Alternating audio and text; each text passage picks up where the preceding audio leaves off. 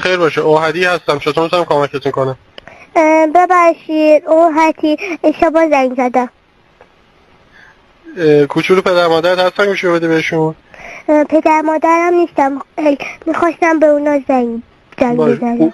پس اومدن زنگ بزن باز من با پدر مادر صحبت بکنم. خب من شماره‌تون یادم نمیتونه بمونه. همین شماره‌ای که زنگ زدی. خب خداحافظ. خداحافظ. سلام وقتتون بخیر. اوهدی هستم، چطور میتونم کمکتون کنم؟ اوهدی منم. بفرمایید. مامان و بابا نیستم ولی مامان بزرگم هست. گوشیو بده مادر بزرگت پس. ولی ترکی حرف میزنه. فارسی نمیتونه حرف بزنه؟ نه نمیتونه فقط. اشکاله.